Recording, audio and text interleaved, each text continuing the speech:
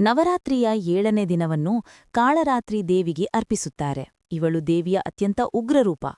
ಪುರಾಣಗಳ ಪ್ರಕಾರ ಶಂಭು ಮತ್ತು ನಿಶುಂಭ ಎಂಬ ರಾಕ್ಷಸರನ್ನು ಸಂಹರಿಸಲು ದೇವಿ ಪಾರ್ವತಿ ತನ್ನ ದಿವ್ಯಶಕ್ತಿಯನ್ನು ತೋರಿಸಿದಾಗ ಕಾಳರಾತ್ರಿ ರೂಪದಲ್ಲಿ ಅವತಾರಗೊಂಡಳು.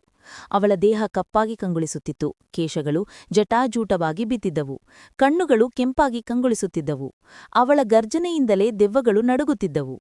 ಕಾಳರಾತ್ರಿ ದೇವಿಯು 7 ರಕ್ತಮೆಯ ನಾಲಿಗೆಯನ್ನು ಹೊಂದಿದ್ದು, ಗದಾ ಮತ್ತು ತ್ರಿಶೂಲವನ್ನು ಹಿಡಿದು ಗಾಢ ಕತ್ತಲೆಯಲ್ಲಿ ಮಿಂಚಿನಂತೆ ಪ್ರಭಾವಿಸುತ್ತಾಳೆ. ಅವಳು ಭಕ್ತರ ಅಜ್ಞಾನ, ಭಯ ಮತ್ತು ಶತ್ರುಗಳ ನಾಶ ಮಾಡಬಲ್ಲಳು ಎಂದು ನಂಬಲಾಗಿದೆ.